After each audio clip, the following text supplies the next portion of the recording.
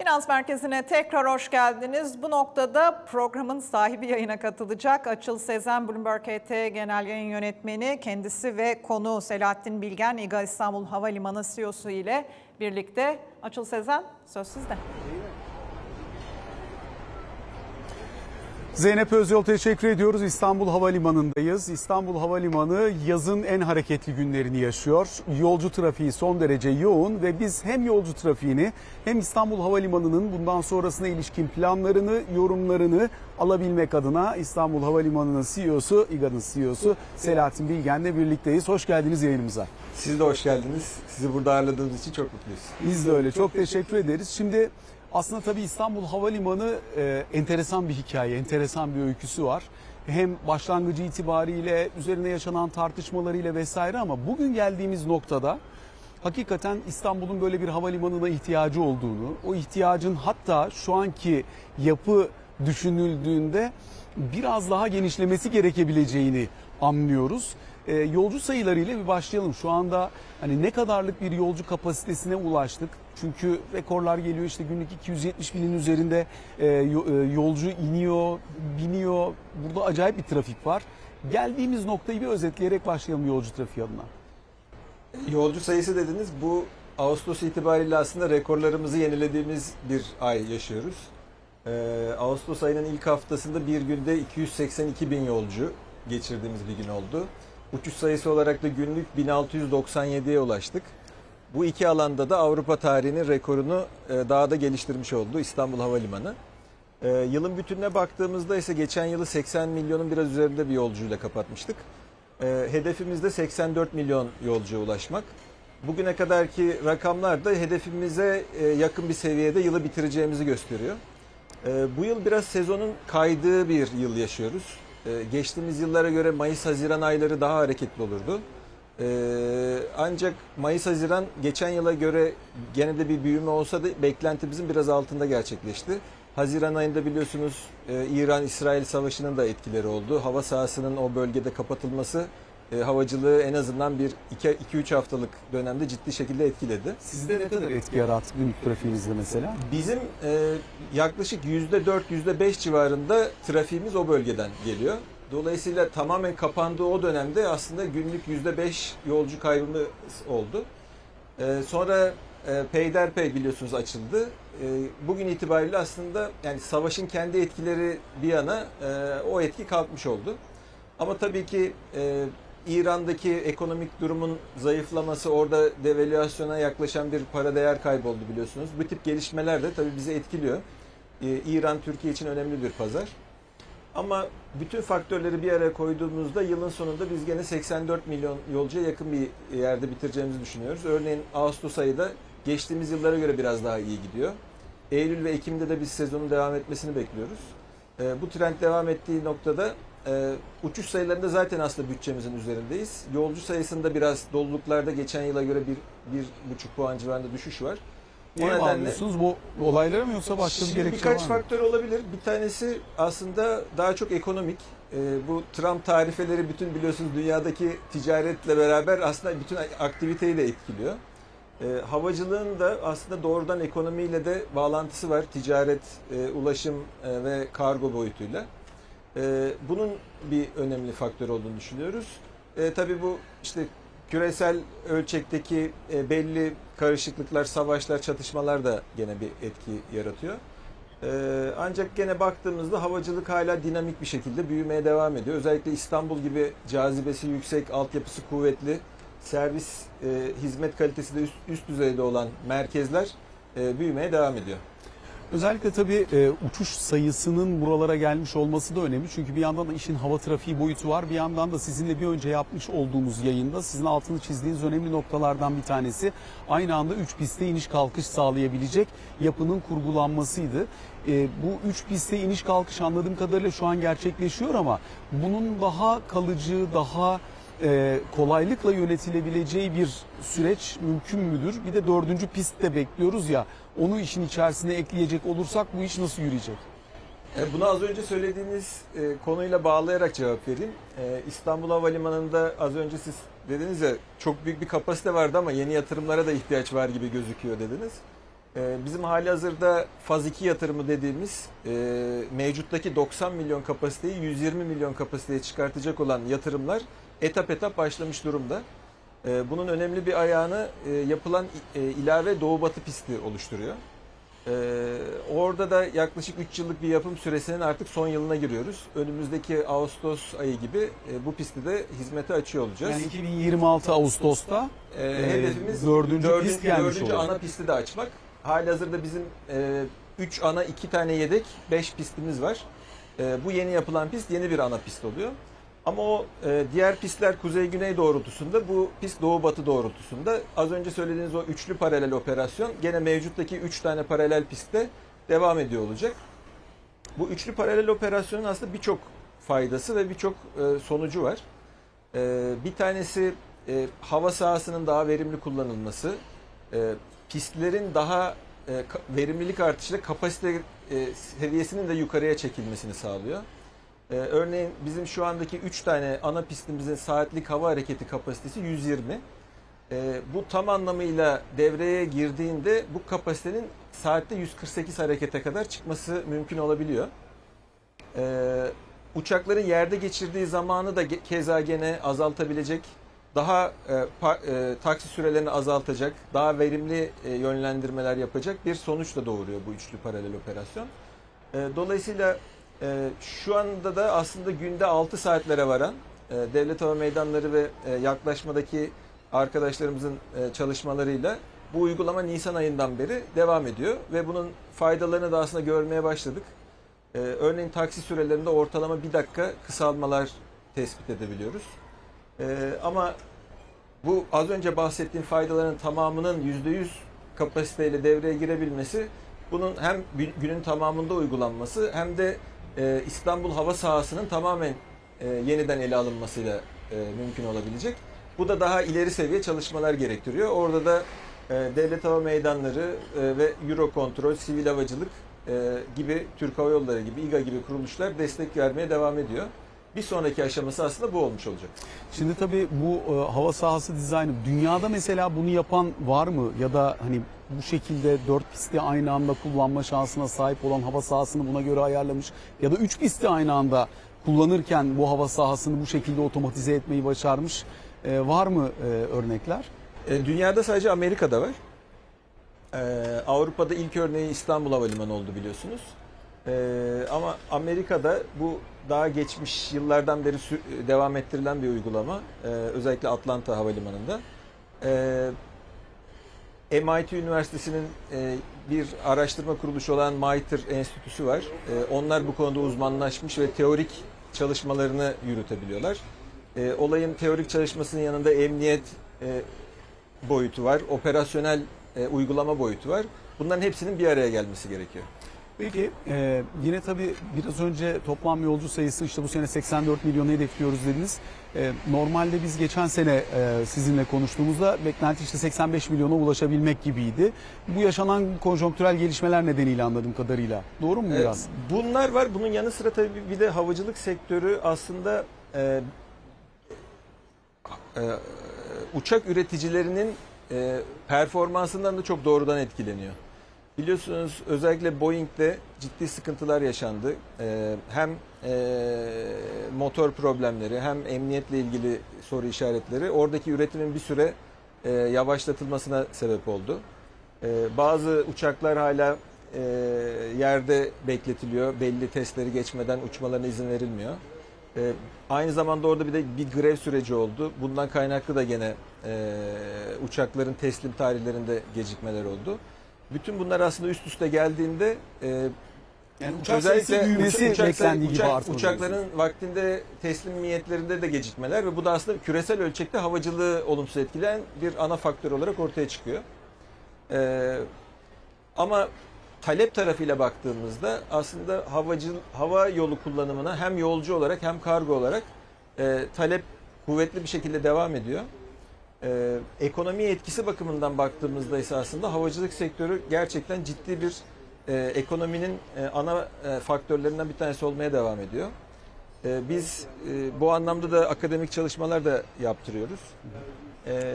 Örneğin geçtiğimiz ay İstanbul Havalimanı Uluslararası Havalimanları Konseyi'nin bir araştırmasına göre dünyada bağlantı gücü en yüksek olan havalimanı olduğu tespit edildi. Bu mesela çok önemli bir faktör. Hava bağlantısındaki %10'luk bir artış ülkenin gayri safi milli hasılasına doğrudan 5'lik bir katkı sağlıyor. Ne kadar çok hava bağlantısı demek, o kadar çok ticaret demek, o kadar çok turizm demek. Dolayısıyla aslında burada arz tarafında yaşanan problemler bir tarafa, talep tarafında hala kuvvetli bir şey var, durum var. Biz de bunu olabildiğince en iyi şekilde değerlendirecek hem altyapıyı hem servisi zamanında hizmete sunmanın peşindeyiz. Elbette bir yandan da şunu sormak isterim. Tabii havacılık teknolojisinde, uçak teknolojisinde yaşanan gelişmeler özellikle büyük havalimanlarının büyüme potansiyeli üzerinde etki üretiyor mu? Yani çünkü hani daha dar gövdeli, daha az sayıda yolcu taşıyan ama daha uzun menzil uçabilen uçaklara doğru bir yönelim. Hub niteliği taşıyanların iş modeli adına herhangi bir risk oluşturuyor mu sizce? Şimdi tabii ki aslında havacılıkta bu kadar ciddi bir büyüme potansiyeli varken rekabet de bununla beraber geliyor. Daha iyi havalimanları, daha iyi uçaklar bu rekabette de tarafları bir adım öne geçirebiliyor veya geriye düşürebiliyor. Tabii ki söylediğiniz bir faktör ve bu işte filosu daha yeni olan, daha verimli operasyon yapabilen havayolu şirketlerini ve dolayısıyla onların kullandığı havalimanlarını daha avantajlı konuma çıkarıyor. Burada aslında biz İstanbul olarak iyi bir noktadayız. Havacılık doğası gereği aslında bir taşımacılık işi ve taşımacılıkta da belli aktarma merkezlerine her zaman ihtiyaç var. İstanbul'un coğrafi konumu bizi Afrika, Orta Asya ve Avrupa'nın ortasında konumlandırıyor. Burada çok ciddi bir aktivite var ve bu aktivitenin merkezinde olmak aslında bizi bu aktarma merkezi olma anlamında bir avantajlı pozisyona koyuyor. Bunun üzerine ama işte İstanbul Havalimanı gibi bir verimli çalışan, çok ciddi bir kapasiteyi koyan bir havalimanı, Türk Hava Yolları gibi aslında verimli ve genç bir filosu olan ve filosunu da her yıl büyüten ana bir taşıyıcı ve her sene buraya eklenen yeni taşıyıcılarla aslında İstanbul'un bu artan rekabette bir adım öne çıktığını görüyoruz. Çünkü havayolu şirketleri açısından baktığınızda da az önce söylediğiniz gibi daha verimli operasyon yapabilmek çok kritik. Orada da uçağın yerde geçirdiği zamanı minimize etmek, buradaki maliyetlerinin minimize olması, yolcu deneyiminin üst düzeyde olabilmesi önemli faktörler. İstanbul Havalimanı'nın havalimanı maliyetleri olarak rakipleriyle kıyasladığımızda aslında ciddi anlamda en düşük seviyede yer aldığını görüyoruz. Örneğin Heathrow'a orta boyda bir uçağın inip kalkmasının maliyeti İstanbul Havalimanı'na inip kalkma maliyetinin 2 katından daha fazla. Nereden kaynaklanıyor o fark ya da sizi orada daha avantajlı kılan şey nedir? Burada aslında havalimanının havayolu şirketlerine uyguladığı tarifeler var. Burada aldığı hizmetler, konma, konaklama, köprü kullanımı, elektrik kullanımı, yolcu servis ücretleri gibi farklı alınan hizmetlere göre yapılan ücretlendirmeler var. Bu ücretlendirmeler de aslında yapılan yatırım maliyetinin bir fonksiyonu. Siz yatırımı ne kadar verimli ve iyi, uygun maliyetle yapabilirseniz aslında dönüp o sizin havayoluna uyguladığınız tarifeye yansıyor. Orada da aslında İstanbul Havalimanı yine önemli bir başarı hikayesi. Çünkü örneğin biz 200 milyon yolcu kapasitesine ulaşabilecek bir şeyden bahsediyoruz. Havalimanı projesinden bahsediyoruz. En büyük etapını 7,5 milyar euro yatırımla hayata geçirdik. Bugün Dubai Havalimanı benzer bir havalimanı projesi için 36 milyar dolarlık bir bütçe ayırmış durumda. Bu elbette ki sonrasında havalimanı bittikten sonra o maliyetlerin ücretlere yansıması sonucunda bir rekabet durumu yaratıyor. Ama sadece bu değil. Uçakların havalimanındaki hareketleri de çok önemli. Örneğin gene İstanbul Havalimanı'nın Avrupa'da lider olduğu konulardan bir tanesi havalimanı kaynaklı gecikmeler. Burada gerek gene Avrupa'daki altyapının belli ölçüde eskimiş olması, gerek oradaki hizmet seviyesinin buraya göre daha düşük olması ciddi bazen gecikmelere yol açabiliyor. Ya oralarda zaten Covid-19 döneminde birçok insanın işten çıkartılmış olması, deneyimli birçok havacılık personelinin kaybolması, bunlar çok ciddi problem hala yaratıyor yani. Aynen öyle. Şu anda gene Eurocontrol'ün yayınladığı verilere göre İstanbul Havalimanı kaynaklı gecikmelerde dakika olarak ekside. Yani bu şu demek, İstanbul Havalimanı'nda havayolu şirketi geldiğinde vakit kaybetmiyor. Bir önceki havalimanında kaybettiği gecikmenin bir kısmını telafi edebiliyor demek. Bu da aslında ciddi bir tabii avantaj yaratıyor. Bir üçüncü konumda gene hep konuştuğumuz İstanbul'un coğrafi konumu. Örneğin Asya uçuşlarından Avrupa'ya giden uçuşlarda şu anda bizim rakibimiz olan diğer aktarma merkezlerine göre İstanbul'un konumu da ciddi bir avantaj. Örneğin Çin'den Avrupa'ya giden bir uçak eğer Dubai veya Katar'dan Avrupa'ya aktarma yaparsa İstanbul'a göre 2 saat daha fazla uçmuş oluyor. Bunun yakıt maliyetlerini veya uçağın gene kullanım maliyetlerini, amortismanını dikkate aldığınızda, yolcu memnuniyetini dikkate aldığınızda ciddi etkisi var. Keza orada da biliyorsunuz uzun süredir Çin pazarını daha penetrasyonumuzu arttırmak üzere çalışmalarımız vardı. Gene yazın başında devletler arası anlaşmayla haftalık uçuş hakları 21'den 49'a çıkartıldı. Bu bizim için çok iyi bir gelişme. Gene aslında orada da İstanbul Havalimanı'nın olması Çinli taşıyıcıların Türkiye'ye gelebilmesini sağladı. Onlar gelebildiğinde karşılıklı uçuş hakları daha fazla kullanıldıkça karşılıklı mütekabiliyet esaslı bu haklar da arttırılabiliyor. Çünkü 21 uçuş hakkı mesela 15 senedir sabit duruyordu. Türk Hava Yolları bunu kullanmasına rağmen Çin tarafı kullanmadığı için ilave artışa onay vermiyordu Çin. Ama şimdi bu kapasite gelince 4 tane Çinli hava yolu İstanbul'da uçmaya başlayınca bu sefer bunun da önü açılmış oldu.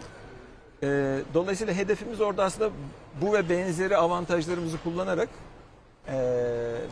global ölçekte büyüyen talepte daha fazla pay alabilmek. Peki müsaadenizle bir virgül koyalım şimdi. Kısa bir araya gidelim. Aranın ardından sohbetimize kaldığımız yerden devam edelim.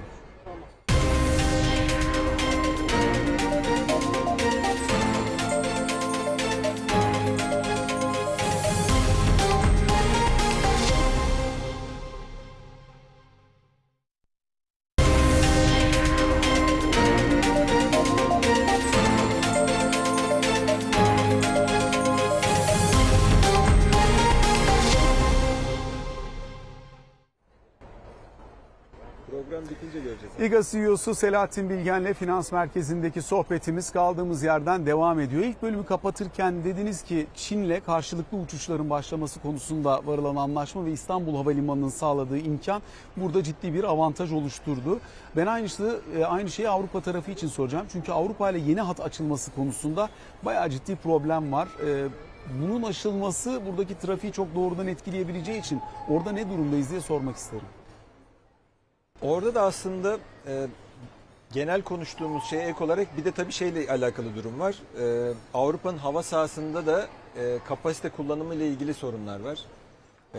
Eurocontrol bunun üzerine ciddi çalışmalar yapıyor.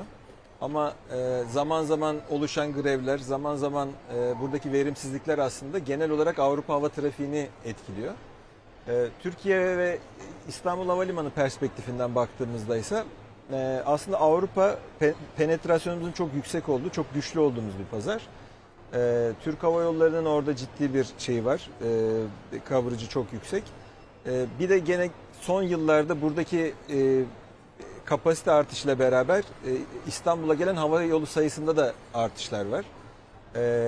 Örneğin gene bu yıl ilk defa İspanya'dan yeni havayolu şirketleri, Malta'dan, keza Macaristan'dan yeni uçuşlar başlattılar.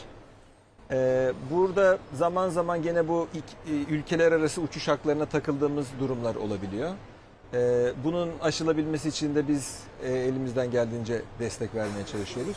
Ama günün sonunda bizim görüşmeye devam ettiğimiz yeni hava yolları da buraya gelmeye istekliler.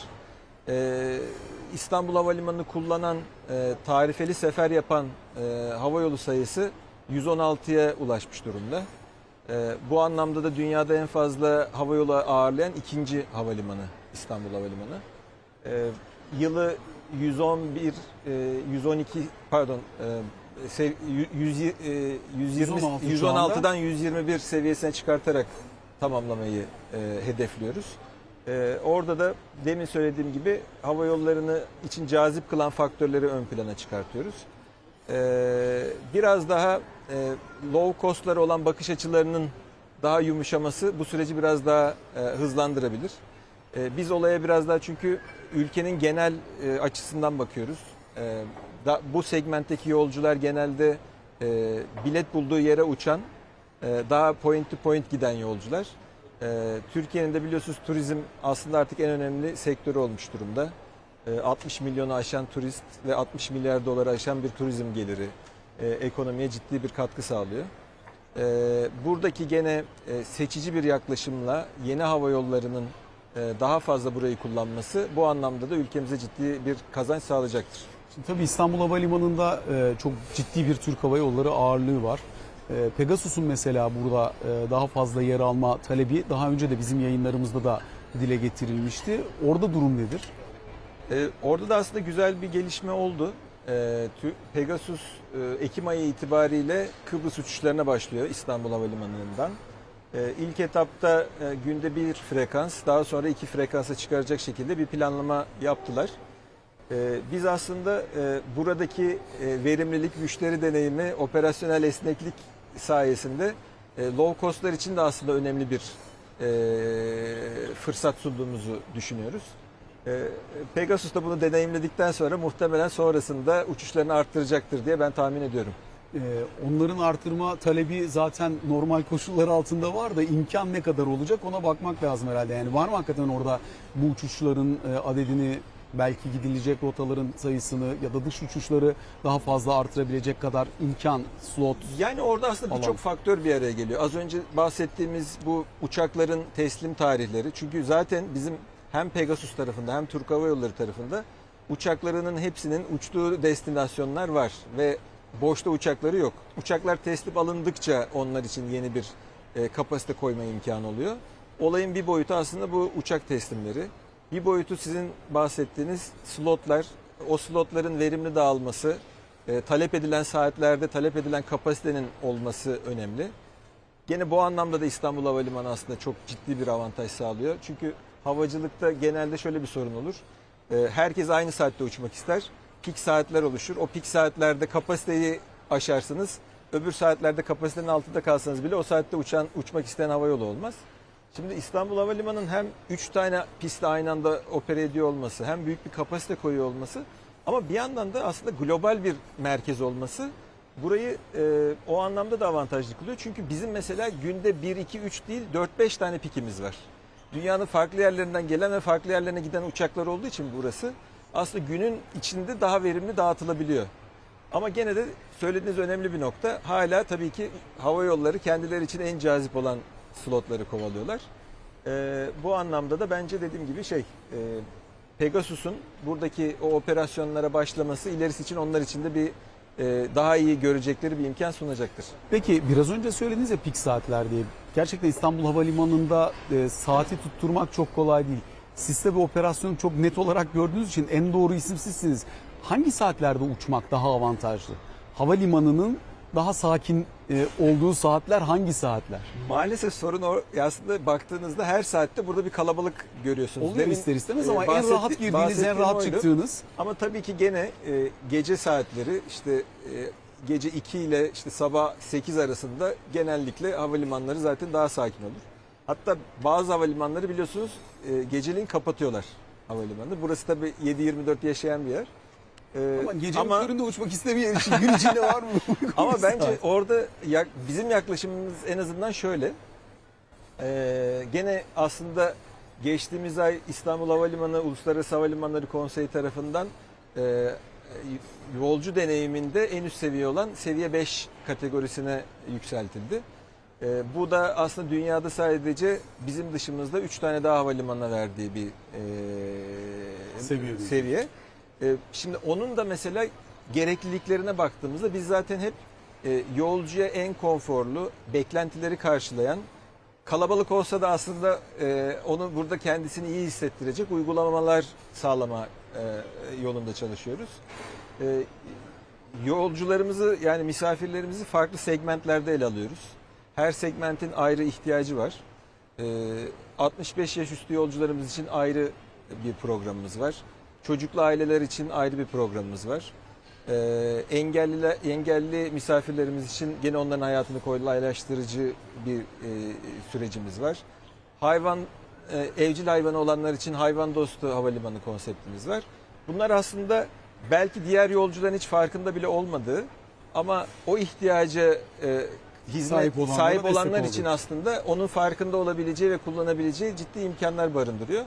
Dolayısıyla biz aslında havalimanının gün içinde 7/24 kalabalık olmasından hiç şikayetçi değiliz. Yeter ki misafirlerimiz burada geçirdikleri vakti iyi bir şekilde geçirmiş olsun. Şimdi 90 milyondan 120 milyona kapasite çıkarımı, burada normal koşullar altında bir ek terminal binası inşaatı da tartışılacaktı geçmişte. Fakat şu anda var olan terminal binasının genişletilmesiyle oraya ulaşma ya da buralardaki yeniden düzenlemeyle kapasiteyi artırma imkanı var mı? Onu sorayım başta. Şöyle aslında bizim biliyorsunuz 4 etaplı bir proje.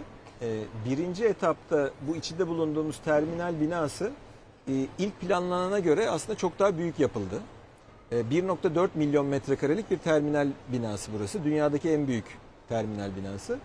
Ve şu anda biz kapasite olarak 90 milyon dediğimiz kapasite farklı hizmet kaliteleri ve farklı prosesler için ölçülüyor. Bu kapasiteyi belirlediğimiz 12 ayrı kriter var. Bu 12 ayrı kriterin zaten bugün itibariyle 9'unda bu terminal binasının kapasitesi 120 milyon.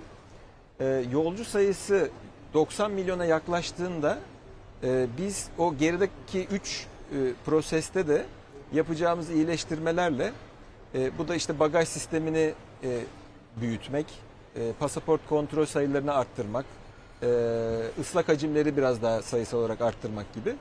Aslında bizi hala en üst memnuniyet seviyesinde tutacak ve hala 120 milyon yolcuya hizmet verebilecek bir terminale sahip kılıyor. Burada pist yatırımlarıyla beraber baktığınızda aslında faz 2 bittiğinde biz 120 milyon kapasiteye rahatlıkla ulaşmış oluyoruz. Ve o kapasite de aslında hizmet seviyesiyle beraber bakılması lazım. Şimdi örneğin Atatürk Havalimanı kapandığında 40 milyon kapasitesi olan bir havalimanından 60 milyon yolcunun uçtuğu bir havalimanı idi. Ama ne oluyor? Bu sefer hizmet seviyeleri aşağıya çekiyor. Gecikmeler oluyor, kuyruklar uzuyor. Bizim amacımız aslında buradan 120 milyon yolcuyu geçirirken o hizmet seviyesini hala en üst kategoride tutabilmek. Peki burada tabii birkaç tane şey var. Bir tanesi en büyük eleştiri noktalarından biri uçaklar indikten sonraki taksi sürelerinin uzunluğu. Dolayısıyla özellikle iç hat uçuşlarının bir bölümünde uzak yere iniş geldikten sonra taksi süreleri artı o alana, terminale ulaşma süreleri diye bakıldığında bu gerçekten biraz uzun olabiliyor. Orada bu taksi sürelerini kısaltma imkanı var mı? Bu bir. İkincisi özellikle tabii kapasite giderek yükselecekse o zaman buralarda oluşabilecek olan ekstra bir işte taksi süresi artışı, hava trafiğinden kaynaklanan ekstra bir baskı söz konusu olacak mı? Oraları nasıl yöneteceksiniz? Aslında bu söyledikleriniz bizim açımızdan daha da bir sonraki etap olan 3. etapta gündemimize giren başlıklar. 3. etapta bir ilave terminal yatırımı daha yapılacak. Dolayısıyla şu andaki 1,4 milyon metrekarelik terminalin dışında bir de 400 bin metrekare büyüklüğünde bir terminal yatırımı daha var. Ama o bizim 3. etap yatırımlarımız kapsamında olacak bir yatırım. O tarafa yapılan pistlere ve bütün bu master planlamanın zaten baktığı şeylerden bir tanesi bu. Bu yerleşimin verimli ve doğru bir şekilde yapılması. Taksi süreleriyle ilgili aslında süreçleri biz de yakından takip ediyoruz. Ne kadar şu anda ortalama taksi süresi? Ortalama taksi süresi şu anda 15 dakika İstanbul Havalimanı'nın. Bu da aslında gene uluslararası ortalamalara baktığımızda diğer kriterlerde hep genelde zirvedeyiz. Burada ortalamanın biraz üzerindeyiz. Yani aslında performans olarak performansımız çok kötü değil. Ama bu iyileştirilebilir mi? Biraz daha iyileştirilebilir. Fiziksel büyüklüklerden kaynaklı bir asgari minimum var. Ama bizim yaptığımız çalışmalar burada 2 ila 3 dakika daha ortalamada bunu biraz daha aşağı çekme potansiyeli olduğunu gösteriyor. Bu az önce konuştuğumuz... Kaç dakikadan aşağı inemez taksi süresi? Yani şöyle aslında tabii çok büyük bir havalimanındayız. Ben de kişisel olarak her gün takip ediyorum. Mesela minimum taksi süresi, maksimum taksi sürelerine bakıyoruz, ortalamaya bakıyoruz. Yani taksi süresi 2 dakika olan uçuşlar da var. Yani piste en yakın köprüden hareket ettiğinde 1 dakika sonra pist başı yapılabilen uçuşlar da var ama burada evet, esas... Ama eğer o uçuşa denk geliyorsanız milli piyango bileti falan almanız lazım bugün. Yok bu aslında ortalamayı zaten 15 dakikaya böyle çekiyorsunuz. Ama tabii ki dediğiniz gibi Genellikle de bu iç hat uçuşlarda oluyor. En batıdaki pistte hele de kuzey yönlü iniş yapıyorsanız aslında en uzak noktaya inmiş oluyorsunuz. İç hatlarında bizim terminalin güneydoğusunda olduğunu dikkate aldığınızda en kuzeybatıdan en güneydoğuya olan süre zaman zaman gerçekten uzayabiliyor. 30 dakikaları bulabiliyor. Ama tabii dediğim gibi bunun bir fiziksel büyüklükten kaynaklanan kısmı var. Bu artık buranın bu kadar büyük bir kapasiteyi koymanın bir bedeli. Bir de yapılabilecek iyileştirmeler var. Orada da az önce konuştuğumuz üçlü paralel operasyondaki bu hava sahası yönetimi, yer operasyonlarını da dikkate alarak yapıldığında bir miktar optimizasyon fırsatı sunuyor. Bunun üzerine bizim altyapımız da aslında gene teknolojik olarak buna imkan veriyor. Bunun üzerine çalışmaya devam edeceğiz ama dediğim gibi şeyi vurgulamakta fayda var. Tekil olarak evet bazı uçuşlarda özellikle de iç hatta işte kısa bir uçuşun sonrasında 25-30 dakikalık taksi süresi rahatsız edici olabilir. Ama ortalama performans olarak baktığınızda 15 dakikalık ortalama Avrupa'daki ve dünyadaki havalimanlarının ortalamasından yaklaşık 1 dakika daha kısa.